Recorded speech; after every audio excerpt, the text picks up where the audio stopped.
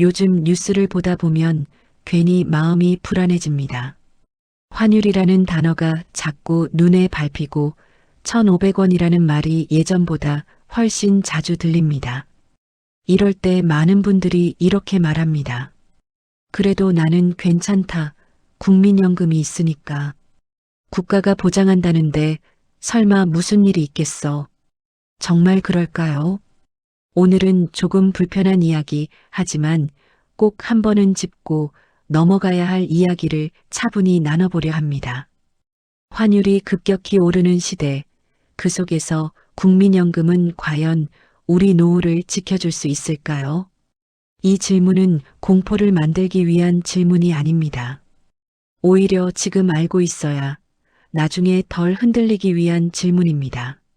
많은 분들이 기억하실 겁니다. 과거 외환위기 시절 갑자기 회사가 문을 닫고 평생 다니던 직장에서 하루아침에 나오게 된 사람들. 그때도 설마 이런 일이 생기겠어 라고 말하던 시기였습니다. 그런데 지금 경제 전문가들이 다시 꺼내드는 말이 있습니다. 제2의 외환위기. 물론 그때와 똑같은 상황은 아닙니다. 하지만 위기의 얼굴은 늘 비슷하게 나타납니다. 처음엔 괜히 과장된 이야기처럼 들립니다. 환율이 오르면 수출 기업은 좋아진다. 해외 자산은 든든하다. 실제로 국민연금은 해외 자산 비중이 큽니다. 그래서 환율이 오르면 장부상으로는 연금 자산이 늘어나는 것처럼 보입니다. 여기서 많은 분들이 안심을 하게 됩니다. 봐라, 환율이 오르니까 국민연금은 오히려 이익 아니냐? 하지만 이 장면은 건강해졌다는 신호가 아니라 통증을 잠시 가려주는 진통제에 더 가깝습니다. 겉으로는 멀쩡해 보이지만 속에서는 다른 문제가 천천히 커지고 있는 상태입니다. 이야기를 조금 더 현실적으로 해보겠습니다. 서울 외곽에 사는 김성우라는 분이 있습니다. 올해 나이 환갑을 넘겼습니다. 이분은 평생 성실하게 일했고 국민연금도 빠짐없이 냈습니다. 요즘 주변에서 환율 이야기가 나올 때마다 이렇게 말합니다. 나는 연금이 있으니까 자식들한테 손 벌릴 일은 없겠지. 그런데 김성우 씨가 요즘 들어 잠을 설친다고 합니다. 이유는 단순합니다. 뉴스에서 환율 급등, 연금 고갈, 이런 말들이 머릿속에서 떠나질 않기 때문입니다. 국민연금은 매달 보험료가 들어오고 매달 연금이 나가야 합니다.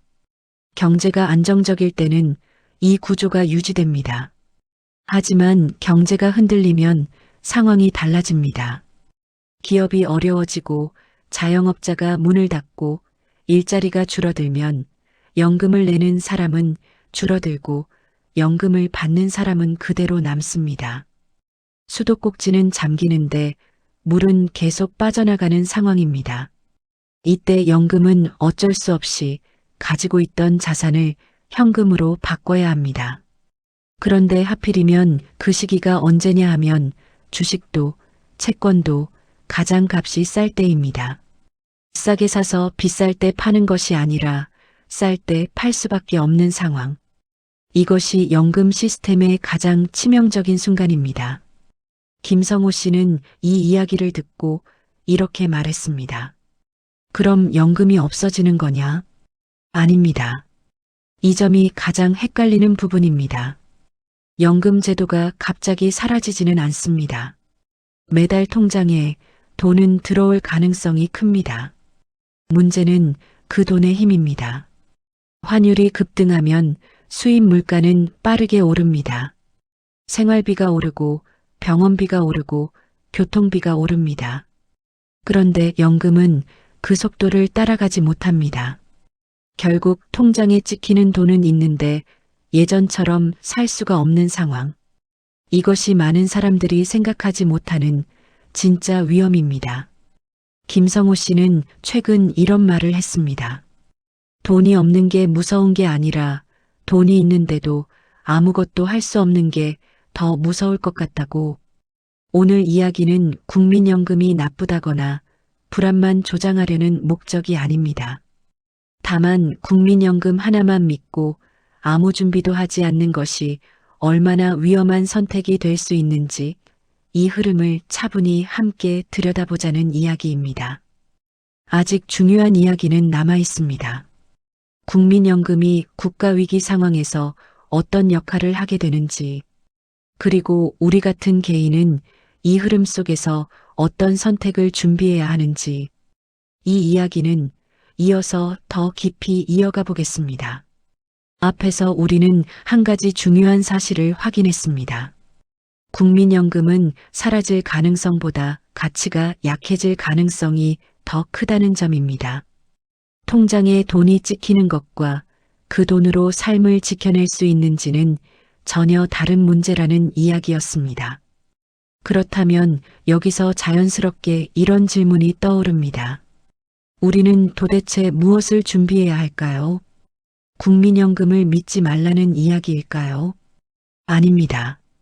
국민연금은 여전히 중요한 축입니다. 다만 전부가 되어서는 안 된다는 뜻입니다.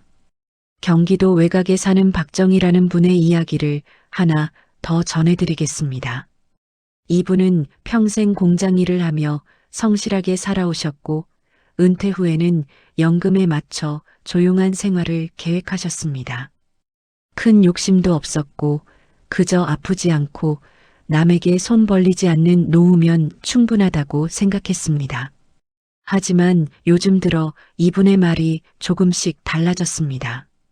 연금만 믿고 있었는데 세상이 너무 빨리 변하는 것 같다는 겁니다. 병원비가 오르고 장을 보러 가면 체감 물가가 예전과 다르다는 걸 몸으로 느낀다고 합니다. 그때 이분이 한 말이 참 인상 깊었습니다. 연금이 줄어드는 건 참을 수 있는데 세상이 너무 비싸지는 건 무섭다고 말이죠. 이 말 속에 핵심이 들어 있습니다. 앞으로의 노후는 금액의 문제가 아니라 구조의 문제입니다. 얼마를 받느냐보다 어떤 방식으로 받느냐가 중요해지는 시대입니다. 그래서 전략이 필요합니다. 어렵고 복잡한 투자 이야기가 아닙니다. 시니어 세대에게 필요한 전략은 단순하지만 방향이 분명해야 합니다. 첫 번째는 현금 흐름을 나누어 생각하는 것입니다. 모든 생활비를 국민연금 하나로 충당하려는 생각에서 벗어나야 합니다. 연금은 기본 생활을 지탱하는 바닥 역할로 두고 그 위에 작은 보조 흐름을 더하는 방식입니다. 아주 소액이라도 정기적으로 들어오는 구조가 하나 더 있으면 심리적 안정감이 완전히 달라집니다. 두 번째는 물가에 바로 반응하는 자산을 일부라도 가져가는 것입니다. 이 말은 위험한 투자를 하라는 뜻이 아닙니다. 오히려 반대입니다. 환율과 물가가 움직일 때 아무 영향도 받지 않는 자산만 가지고 있으면 가장 먼저 흔들립니다. 생활비와 연결된 자산, 실생활과 닿아 있는 선택이 필요합니다.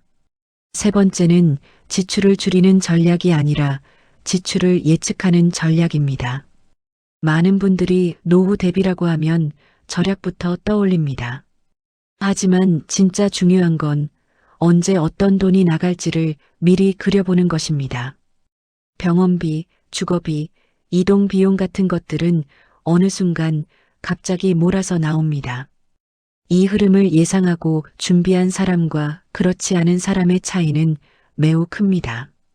네 번째는 정보에서 멀어지지 않는 것입니다. 나이가 들수록 뉴스가 피곤해지고 경제 이야기가 어렵게 느껴집니다. 하지만 완전히 등을 돌리는 순간 선택권도 함께 사라집니다. 전문가가 될 필요는 없습니다.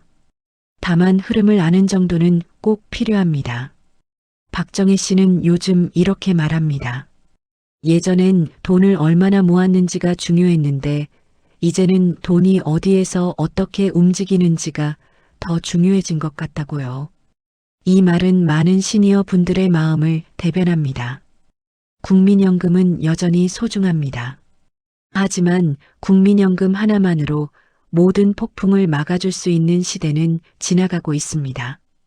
국가는 시스템을 지키려 하고 개인은 자신의 삶을 지켜야 합니다. 이 둘의 목적은 같아 보이지만 위기 앞에서는 다르게 움직일 수 있습니다. 그래서 지금 이 시점이 중요합니다. 아직 선택할 시간이 남아 있을 때 생각을 조금 바꾸는 것만으로도 노후의 안정감은 크게 달라질 수 있습니다. 이 이야기가 도움이 되셨다면 구독과 좋아요로 함께 해주세요. 이 채널은 겁을 주기보다 준비할 시간을 드리기 위해 존재합니다. 여러분께 질문 하나 드리고 싶습니다. 지금 내 노후는 한 가지에만 기대고 있지는 않으신가요? 여러분의 생각을 댓글로 남겨주시면 다음 이야기에서 함께 이어가 보겠습니다.